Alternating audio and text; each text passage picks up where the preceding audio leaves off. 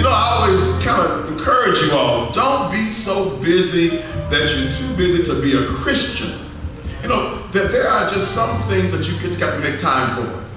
And prayer and fasting on a weekly basis, Bible study, reading, and meditation is necessary. This world is after your God. And any way the world can separate you between you and your Christ, they'll try to do it. And so you got to hold on to your faith, and your faith is going to be stirred in God, in the Word of God. And in the time you spend in His presence, y'all say amen. So would you stand for a moment? Let's do a little reading together. We're going to begin in Exodus chapter 1. We're going to Exodus chapter 1, around verse 15. And then we're going to jump over to Exodus chapter 2, around verse 1. All right, let's see here. Exodus chapter 1, 15. And the king of Egypt spake to the Hebrew midwives, of which the name of one was Shiphrah, and the other Puah. And he said, when you do the office of a midwife to the Hebrew women, and see them up on their stools giving birth, if it be a son, then you shall kill him. But if it be a daughter, leave her alone, let her live. But the midwives, first of all, listen now, they feared God and did not as the king of Egypt commanded, but saved the men children alive. And the king of Egypt called for the midwives and said to them, why have you done this thing and have saved the men children alive?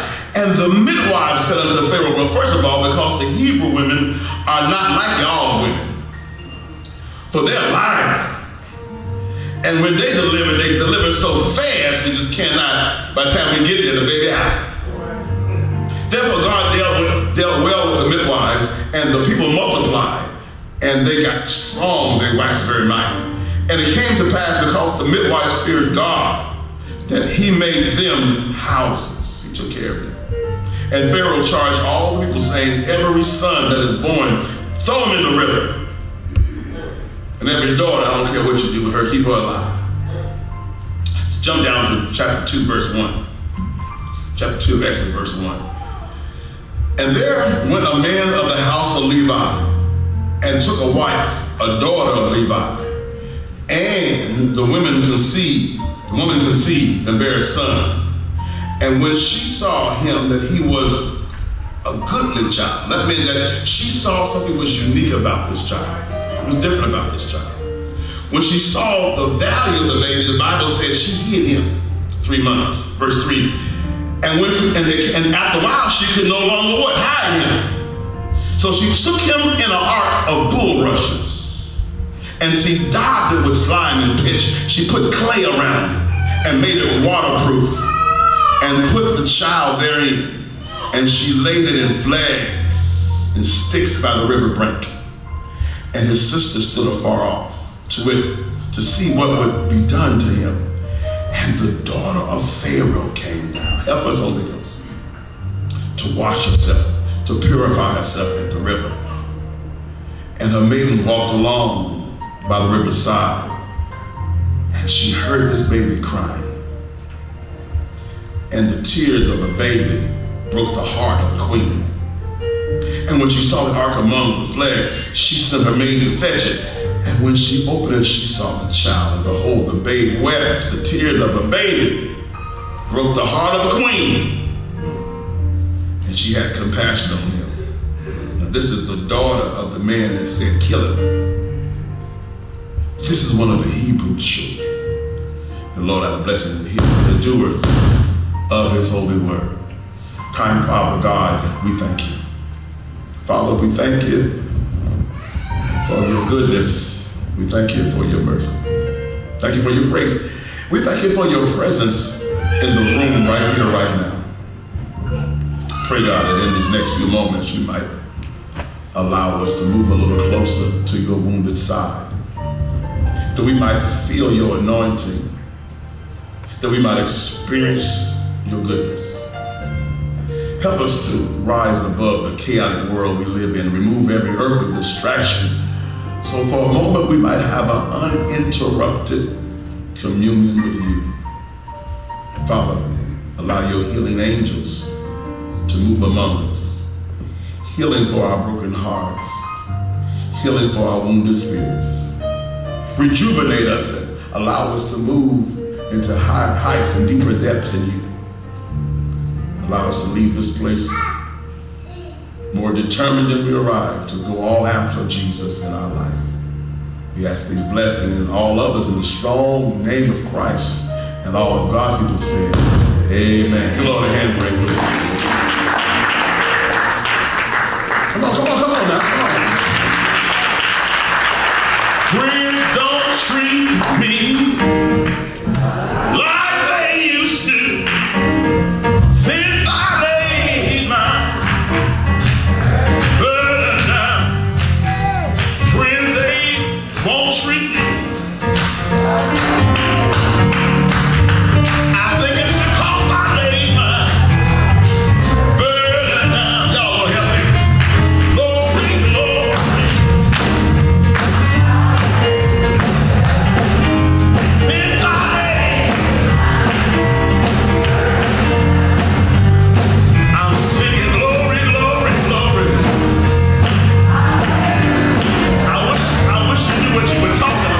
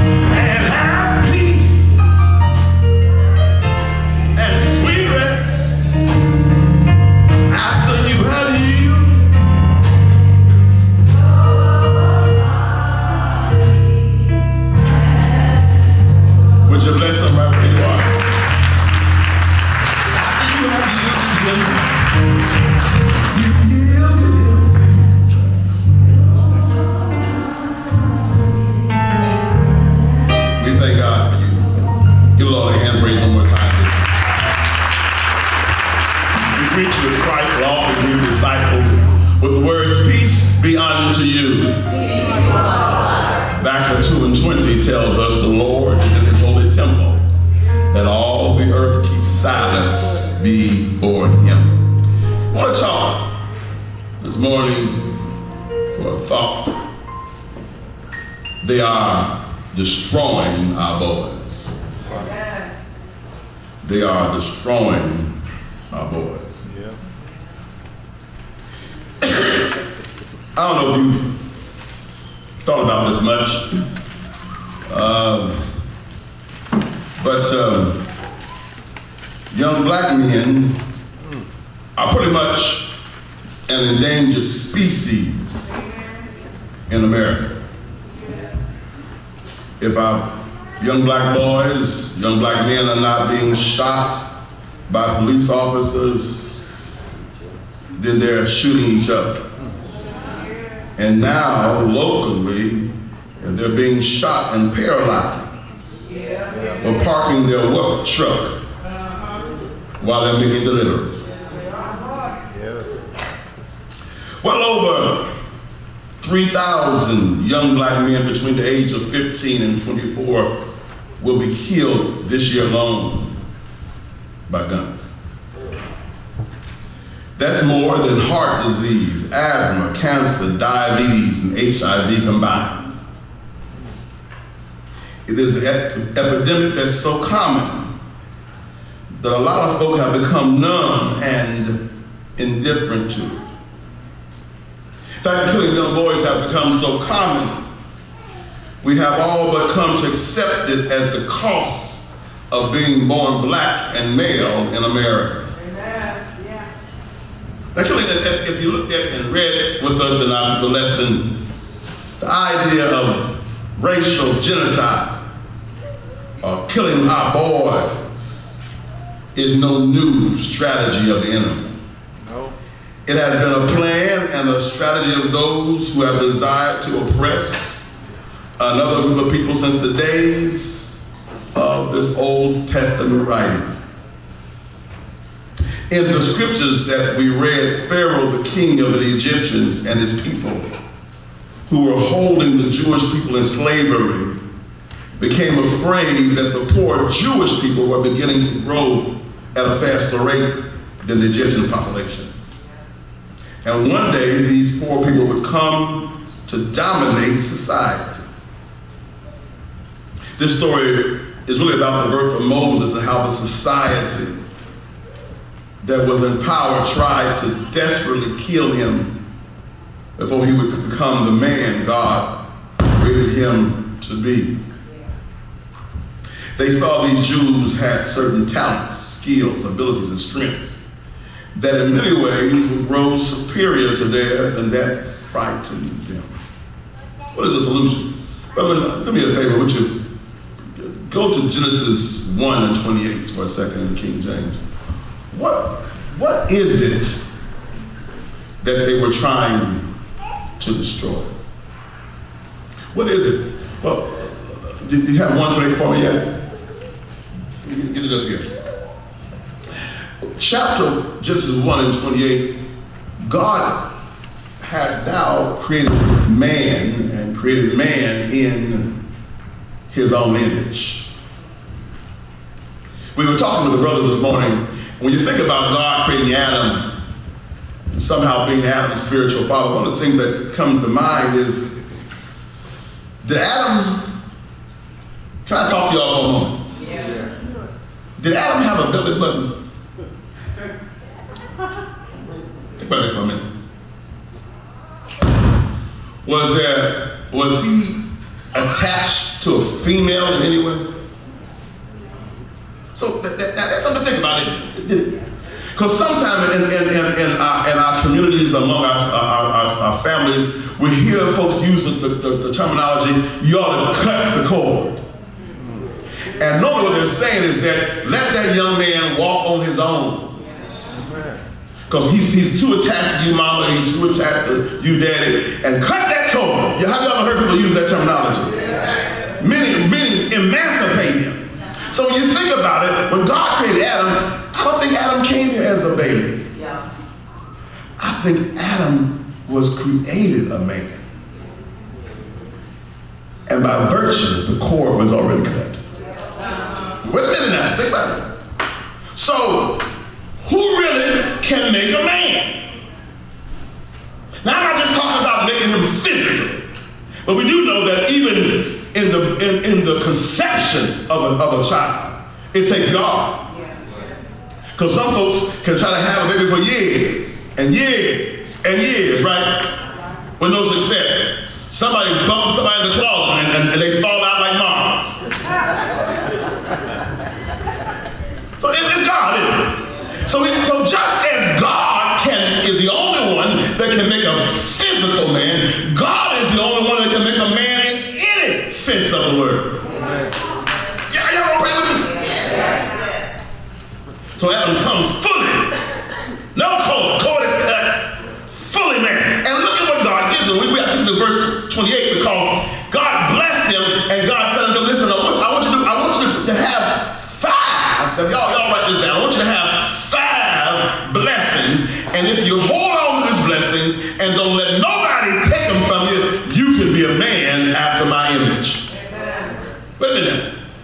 You can be, listen, no matter how you try to raise your son or your daughter, they're not going to be exactly like you. But if you do the right job, you should be able to pass on your better attributes.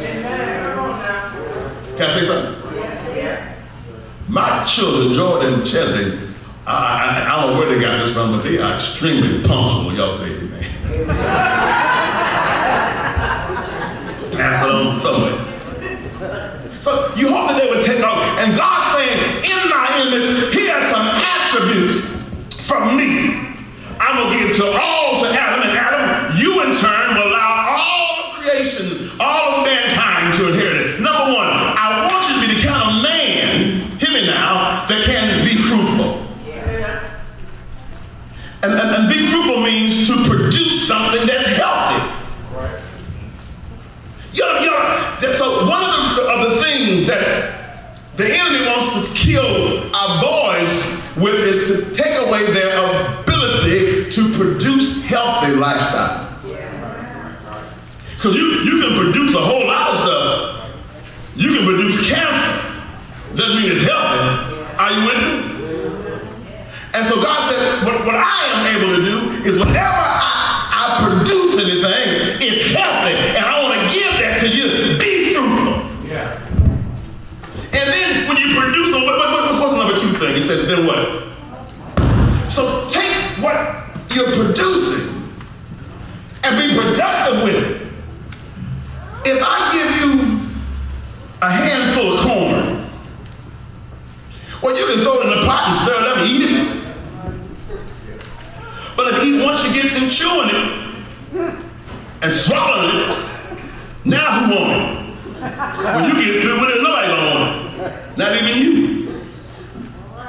But now, what about if you took some of that corn, some of those kernels, and planted it? Now, when you plant those kernels, are you gonna get 1 kernel back? No. You might get a plant 7 feet tall, right? And not only will there be a cob of corn, a ear of corn, there might be several. So when you are, not only did God say be productive, or produce fruit, but then be productive with it. Some of us, we try to ingest what we should try to invest. Y'all praying with me? And so, one of the things the enemy's trying to say to our young men is that, first of all, don't produce anything that's healthy. And if you do produce anything that's healthy, don't multiply.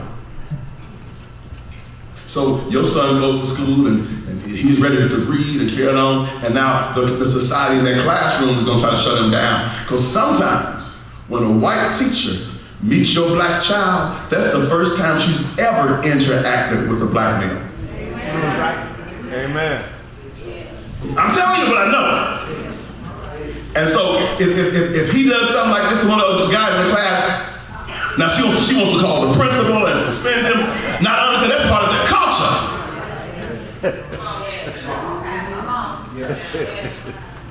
10% of the teachers in the elementary or junior high school make 80% of the office referrals. Listen, 5% of the teachers in the elementary or middle school make 80% of the special ed assignments. Amen. Somebody's scared of your children. Now, what's the next word? So then I want you to replenish. Hear me now. Replenish means God said never delete your source. Don't you can't eat all of it. Your first job, you were making $60,000. That wasn't good enough. So you applied to get another job. Now this one you're excited because you're making $67,000. Wow, $7,000. But when you were making $60,000, you had about $10 in your pocket after payday. And now you're making $67,000, you got $5 in your pocket to pay payday. So it's not that you're not producing, you're not replenishing. You've allowed all your source to be devoured. God said, I didn't give that to you. I didn't give you the attribute to be broke and barren. I didn't give that to you. Come on now. Those are your dumb decisions. Listen, you cannot deplete your source and go there tomorrow thinking there'll be something in there. Now, I'm saying even spiritually so. You can't live on diet Jesus and expect to have a healthy spiritual life. Because the moment you need help from heaven, the phone line has been down for months. So don't let, not only, hear me now, sister girl, not only am I telling you not to deplete your source, don't let nobody else do it either. Y'all so quiet. A few summers back, I talked about the idea of pulling the wagon. Y'all remember that sermon? And that a lot of times, we have different things in our past, different mistakes we made, and that guilt can be heavy to pull around. But not only that, I've learned also, listen, in these last few years, right? Not only I'm going to be careful about what I got in my wagon. I ain't going to let you load it up either. Wait a minute now. If I pull my own junk. I don't got room for yours. Wait now. So, and he says subdue it. Y'all see that? Now I'm trying to tell you what the world is fighting against. These are things that God gave us. Subdue it means that in every healthy brother and sister too, for that matter, there's a drive to chase. Go get it. Move on it. Persevere. Make it happen. Just do it. They say when it comes to certain animals, the worst thing you can do is to run from it. Now we do a lot of hiking, and so Rob walks around with his bear spray. I think one of y'all got a whiff a few years ago in the back there, I think. Now look here. And she's anticipating in case she runs into a bear or a bear-looking Negro. And she gonna put some space. But so they say that bears tend to only bother you trying to protect their territory, their cubs. I guess they could be a road bear. So bears sometimes, but now, what I read when I'm hiking, they said, now, we out west, now it's the cougars that you fight him. Because he's trying to bite your head off. He's hungry all the time. And you look like a good snack on the side. Are you with me? You fight. And if you run from him, it triggers them. For years, Rob and I, we have schnauzers. We love schnauzers. One of my favorite dogs' name was Sheba. Y'all remember Sheba? And Sheba got up at age about 13 years old, so we didn't know that Sheba had a heart problem. We didn't know because we never took her blood pressure. So schnauzers are bred to chase rodents. So one day we arrived out in the backyard, she was sitting on the steps, and this rabbit came through, right? And she was shot off that porch. I mean, she was going around that house, running, and about, I guess, 15, 20 seconds later, she come back dragging her leg. Got that porch like, say, Lord, have mercy. Why didn't y'all stop me? Now, we didn't know at the time the reason she couldn't catch the rabbit was she had heart issues. So, if you have lost your ability to subdue and pursue, you got issues. Something's wrong with you. If you've allowed your environment to dictate who you are, where you're going, you got issues. Because God didn't give that to you. We're not give up people. Amen. We're not give up kind of people. Yes. And understand now, this whole idea of subduing and multiplying, it's in every man. I didn't say he doesn't have to be saved. One brother works 2 jobs, 9 to 5, come home, get a little nap, get something to eat, go back out again. 2 jobs, 6 days a week. Trying to pay bills, take care of the responsibilities. You understand that, don't you? Another brother got nice rides, nice home, nice social life, and he's selling crack and weed on the side. Don't you think both those brothers are driven by the same thing? Aren't they both trying to be fruitful, multiply, replenish? See, this don't come to you because you say, man, we all got it. And what the brother don't understand, he's been so perverted by his thinking, he don't know if I can buy weed at one price and sell it at another price and live off the profits, I could buy shoes at one price. Right. Are you looking at me? So what sin does, it takes these things and perverts them. So now, I just get through preaching, y'all, and then brothers say, hey, Reverend, that was good. I enjoyed that message. I'm talking to brothers, shaking hands, and here come little fine women, you know. Yeah, Reverend. Hey. You know all about my spirit of Christ.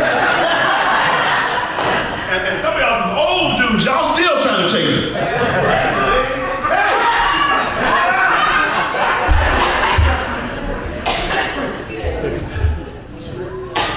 Because the subdue. Some of y'all know that was supposed to be, listen, a 16 and not a 12. When you tried it on, you knew that. That's why when you walk by, you look back to see if they watch. You got what's from the wave with all their fingers.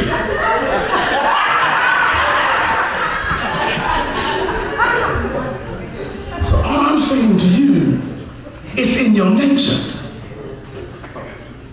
And if you're not careful, the enemy perverts. I didn't mean to hold this long. Y'all agree with me a little bit?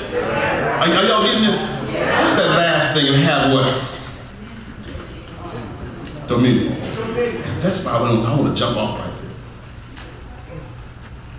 there. Dominion really means it's something that God gave us that really is not in our nature to be controlled. Not in our nature to be in bondage. You have to condition yourself to let folks tell you what to do. In your nature, heifer. Go on somewhere. And so part of what God has to do with Adam is to teach him how to, listen, have his dominion reflex under control. Let me tell you what I'm trying to get to. It is this matter is trying to address and destroy in our life boys. To take these fivefold blessings and pervert them. And when they are successful, we will destroy our own race. Listen, look, give me that first line.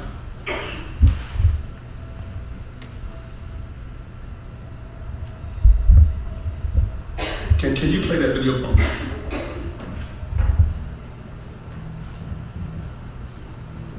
This is kind of a prime example of playing this strategy.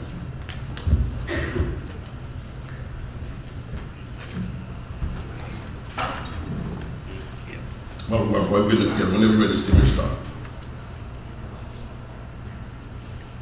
It's important to understand that even though Pharaoh gave the order to kill these boys, Pharaoh and the other Egyptians didn't actually do the killing. What they did was they encouraged the Jews to kill their own boys. Right. And you do that by removing the guidelines, right? Whatever you're ready. You should sound right.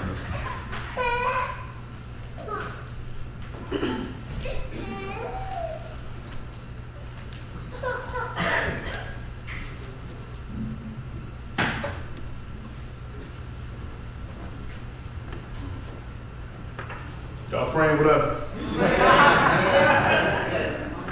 Go ahead and restart it.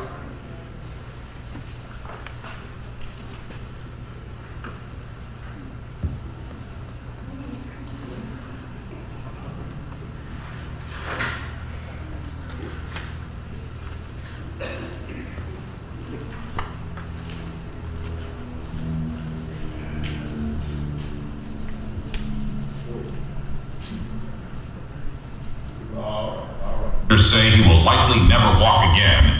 He spoke to our Casey Nolan. 21 years old, 2 jobs, and a 1-year-old son. Jalen Walker was always on the go. Right now, this is about the only way he can move. I'd be paralyzed for the rest of my life. There were so many things I'm a personal trainer. I wanted to go back to school, play college basketball. Walker, play with my son. Tuesday, Walker says he had just finished his shift as an Amazon delivery driver when he stopped in this St. Charles Target parking lot to help a fellow driver. He admits he parked in a disabled parking spot. What happened next, he and his family can't understand. Prosecutors say 65-year-old Larry Tomlinson confronted Walker. A guy approached me and asked me about a hell. I parked my van in a handicap spot. And I told him, you know, look, I want to move it. And he just kept harassing me. Walker says Tomlinson punched him and he fought back. But when he pulled the gun out, my eyes were just amazed. And I tried to run in between 2 cars. He had a nice aim and he hit me right in my spine. Prosecutors say surveillance video shows Walker trying to run away when he was shot in the back, paralyzing him from the stomach down. Wednesday, they charged Tomlinson with first-degree assault and armed criminal action. They say Tomlinson knows guns and should have known better. He's been through the St. Charles Citizens Police Academy not once but twice. He has his concealed carry permit, so he knows when he's authorized and when he's not authorized to discharge a weapon. While his future is now uncertain, Walker says he's already trying to move forward. I forgive that man. I forget what he had done. And I just have to move on. Justice will be served. I just don't want to die with that on my heart.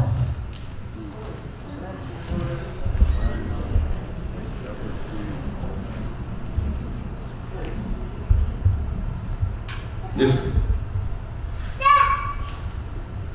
It gets a little worse. Look at the next slide for me.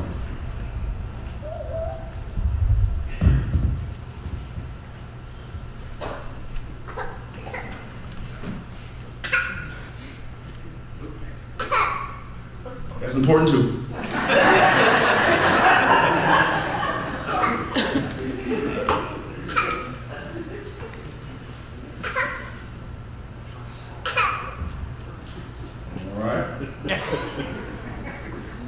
The devil don't want this sermon preached, do it? Keep going. Right there. Margaret Sanger. She is the founder of what we call today Planned Parenthood. Listen to her mission, her purpose for creating Planned Parenthood in a letter that she wrote one of her close friends. We should hire 3 or 4 colored ministers, preferably with social service backgrounds and with engaging personality. The most successful educational approach to the Negro is through a religious appeal. We don't want the word to get out that we want to exterminate the Negro population. There's a reason why these clinics showed up prevalently in black neighborhoods and areas. Her mission was to abort black children. Catholics don't believe in abortion. White America sold that to you. She was a racist. Yes. They wanted to erase the black race by killing their children. Well, the white society could no longer legally kill our boys. They managed to get them to kill each other through violence portrayed in hip-hop music or rap music. A lot of those rappers their labels that produce their music are owned and operated by white America. Drugs in our neighborhood, and to cut off the father. Now go backwards to the slide. Whether it was in slavery, where he was just a breeder, and the man was removed from the home and humiliated, and the woman was left there to hold things together, or whether it was advancing past 1865 and Reconstruction, and now the Jim Crow laws that caused him to be less than a man, 3/5 human, to the modern laws of the civil rights era, where if you got any kind of federal support, he could not be in the home. Some of y'all old enough to remember that. I would do investigations for food stamps, and if I saw some big shoes in there, you better put them on. Act like you were size 13. Destroying our boys. And so how did God deal with the extermination of these boys? Move along for me. Give me the number 1 point. We get folks out here. This is going to make everybody mad. Go back. Go back. All right. When Pharaoh saw the boys as a threat, his mother saw his value. Look, see the guy hollering with the rope? That's how some folks see us. Now look, I don't look too evil and menacing. I have a bad attitude sometimes. I am too. I was at UMSA parking my car in the garage going to a class. And as I got out of my car, I had a suit on. A white woman got out of her car in the garage, and we were there in the garage alone about a year ago. And that sister sprinted from me. So much so that I got scared. And the elevator didn't move fast enough, so we had to get on the elevator together. And when we got off and walked across the lot, I said, listen, sister, you're scaring me. Trying to play it off, but see, I'm thinking I'm looking like the dude with the suit on. But it's not who she's seeing. You have to be able to see the value in our own people. Don't you let the world tell you how to look at your race. Amen. Because you're one of us. I don't care how dark you are. You may be dark as 10,000 midnights. Maybe so light you look like a glass of water. You're black. And sister, brother, don't you forget it. And so if we don't take those fivefold blessings that God gave us in Genesis 1:28 and instill it into our bones, that you have value, the world is going to deplete them.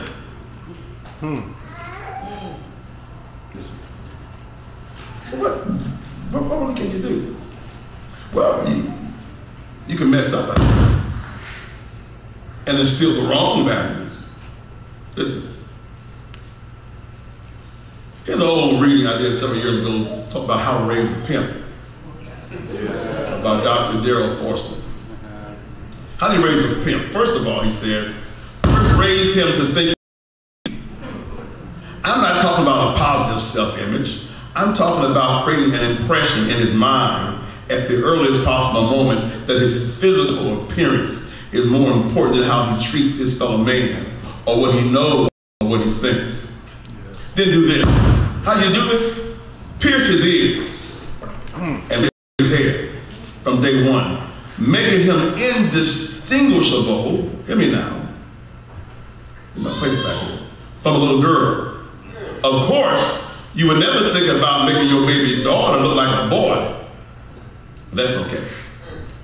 And don't worry, you won't make him gay.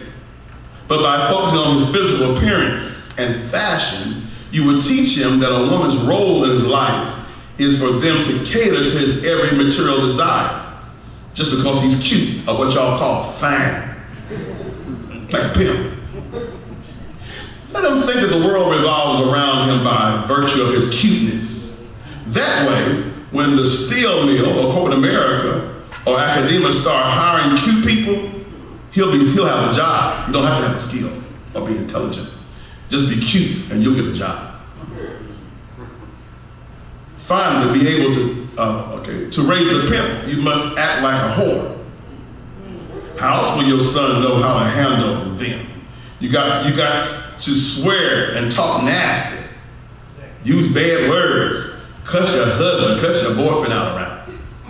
Keep a steady stream of different men coming and going from your house. Let him hear you moan in your bedroom as you consort with the man of the week. Let him see how you manipulate men. This one to pay your rent. This one to pay your Ameren bill. That way he learns that the only value men have in society is to use it or be used by women. It won't make him a good man. Make him a darn good pimp. Emphasize the importance of sexual rather than intellectual ability. This is a favorite in the black communities. You better tell him, you better go get you some. Don't be no punk. If your son is black, make sure he keeps focused on this. That is essential to keeping him on the pimp track. If he starts valuing heavy thinking over being heavy hung, he might stray from the pimping path. There's some black folk you really appreciate. In some segments of white society, as well as chosen for young black men. And you certainly don't want him to get along with white folks, do you? By the way, for what it's worth, since I'm a physician, I better leave that out. Mr. Thomas. Let your young man talk to you like he's grown, even though he's a child. Get him involved in your personal business. Keep him away from his father and put his father down and talk about his daddy dead every chance you get. That way he'll grow up with no respect for himself or his dad. Since he's a young man in the present, or your son may be the only man in your life you can control. So make sure you control him. I'm gonna stop there.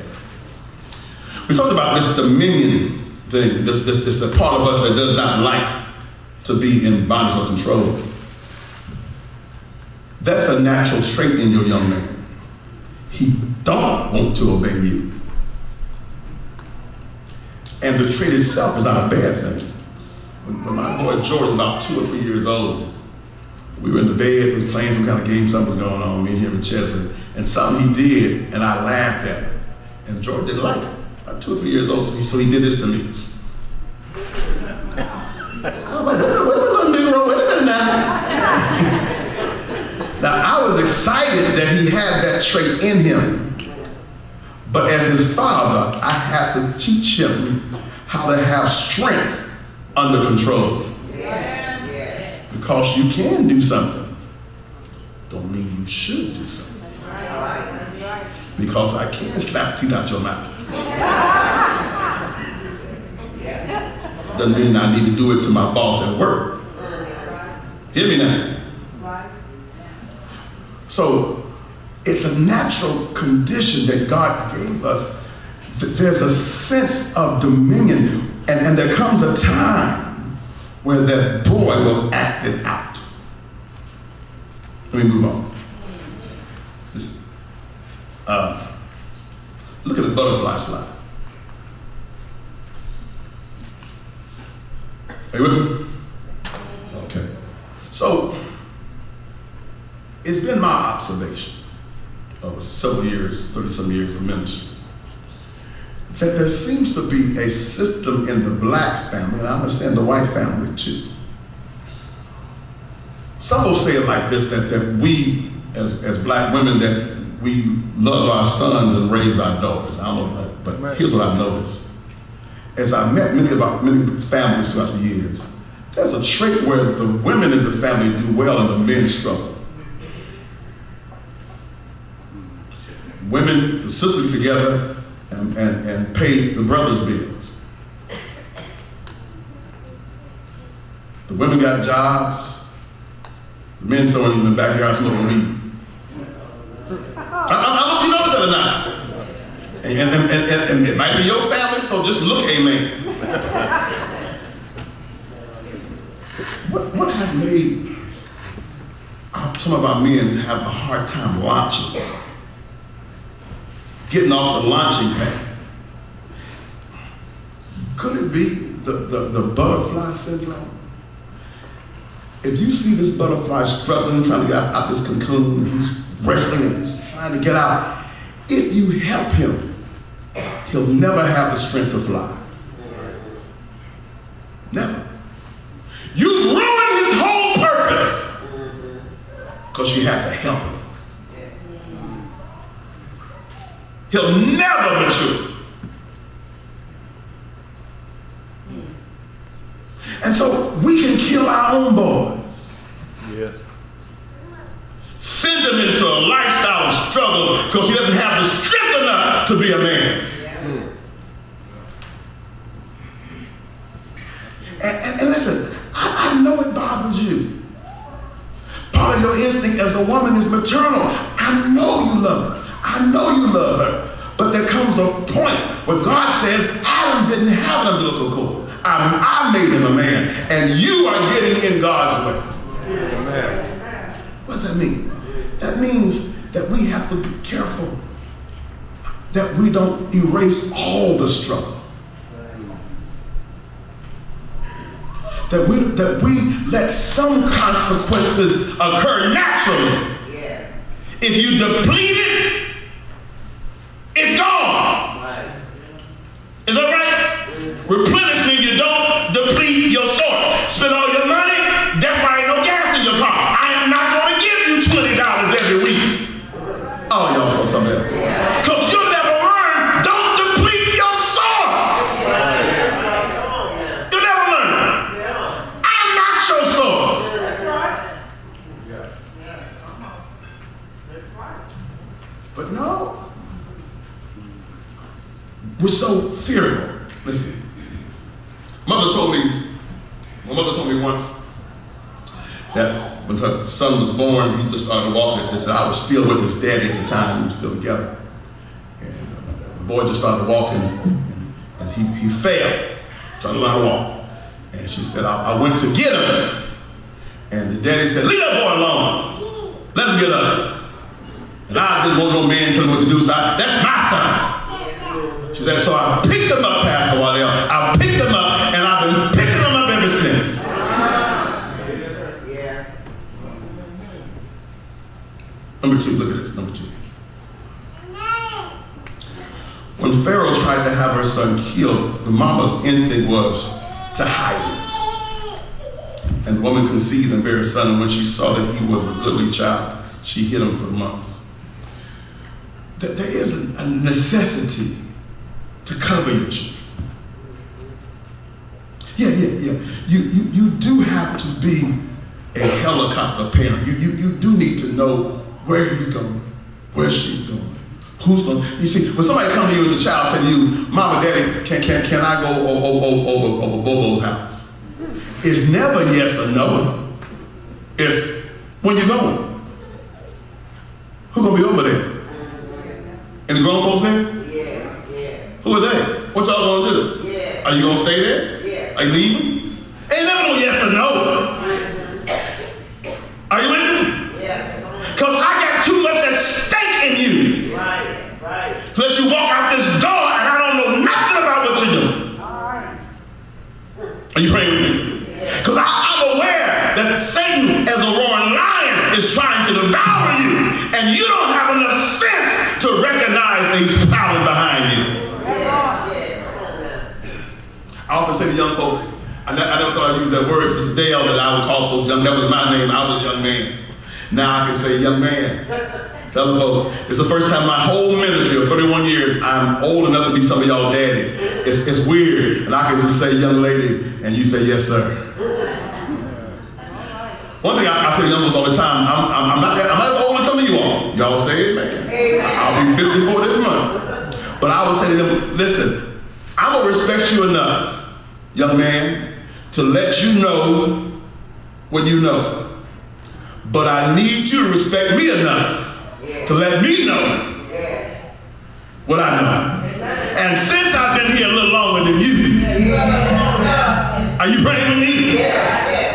There may be a few verses I've memorized that you ain't even read yet. Listen, she hit him, and we need to see the church as a refuge. Yes. Don't you think it's odd that the world does every sport on Sunday? No.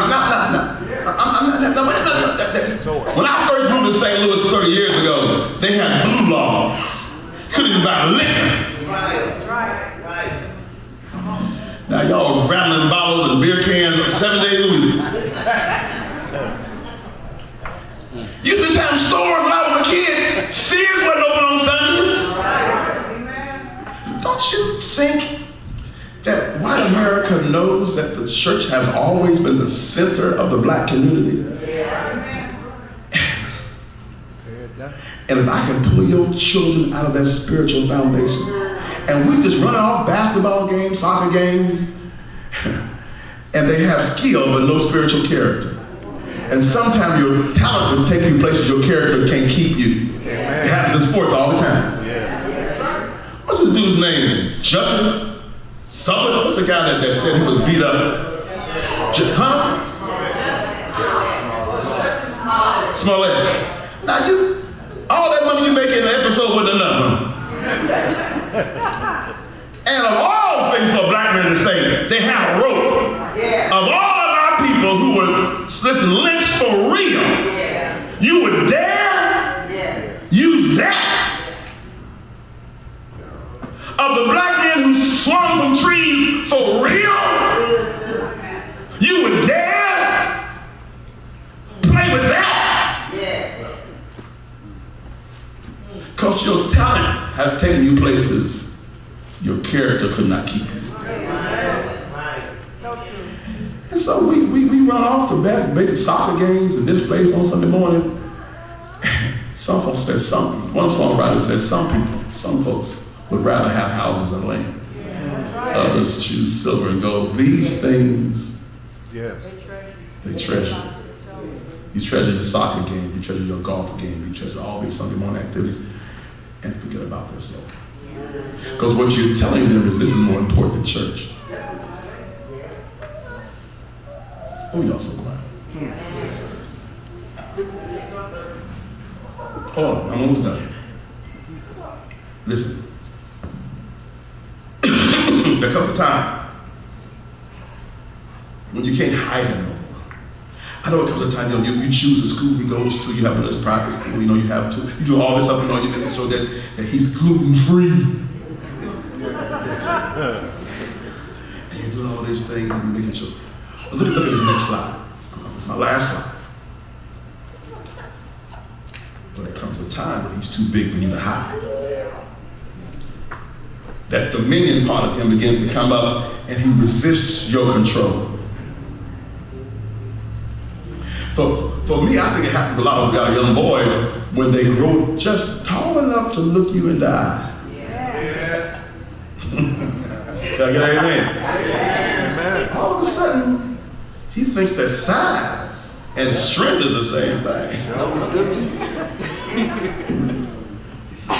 And so, you say, no, it's good time. You're supposed to get whoopers right. Y'all used to get whoopers. And one of the most hilarious things you can do during the whooping is hilarious. Now, it's terrifying as a child. But it's to grab the belt. And then everybody kind of look at each other. Now what? Hey, what you? Like, oh, well, I better let go of this. Oh, you want the belt? Oh, okay. We're going to another level. Let's do the couch back. Okay, we're going to get off. We're all grown now, right?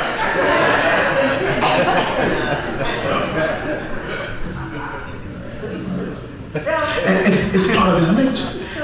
And so there comes a time when she could not, as Moses' mother loved him, she could not hide him. She could not cover him. She could not make him go to Sunday school. She could not have him at choir rehearsal. She could not make sure that he was behaving himself on the street and in the schools and in the community. And that's where she needed the voice of a man. Because there comes a point where that dominion part that God gave him will challenge you. And that boy will make you do things to him. Negro, I will knock you out. Get out of my face. And you walk in another room, mama, and you say, I can't believe he said that to me. I can't believe he. You mean you did what? Hold on now, hold on. You told the teacher what? Well, I ain't going back to that school. Are you telling me that you ain't going back? Now you tell me what you ain't going to do. Yeah! I think, is Jordan here? I won't tell our story. But I think the last whooping we had, we sat on the couch and he was catching his breath, I'm catching my breath. And I said, Jordan, I don't know if that helped you, but I feel a lot better.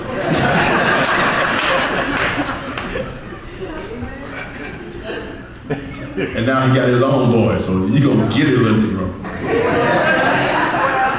You're going to find out what it's like. And one day he will challenge you. And you have to have a strategy. Because you don't want to kill that spirit. Right. You teach him to control it. Right. Amen. So what happened now? I'm done. So what did she do? She prayed, she worked with the schools, she worked with the community, she tried to get all the right places, all the right things, try to have around positive people, get strong ministers, I did all these things, and still I cannot hide them. The Bible said she took that baby to the river. Y'all pray with me? I'm done. Took some bushes together and turned it into a basket. She braided. Took slime and pitch from the river bank and coated the outside of that basket until it was waterproof. When she could not hide it, when she recognized his life was in danger, that all society was against her son, she put him in that basket. All right. And set that basket on the breast of the Nile River. He said, how is that? How is that an answer to anything? What she did was, she said, I'm going to have to put you in God's hands. All right. Amen. Yes, sir. I told you the only one, according to Genesis 1 and 28, that can make a man in every sense of the word is God himself. Yes. She recognized that her son had certain unusual attributes, and that made him a target of the enemy. We as black folk, colored folk, African American, Negro, whatever you want to call us, God has given us very unusual attributes. Amen. Amen. Go back over 5,000 years. Yes. And they still cannot understand how these black Egyptians move stones thousands of pounds. Yes. And build the pyramids. Right. They don't understand how do they lift them. And how do they have such symmetry that 5,000 years later you can't even get a credit card between the stones.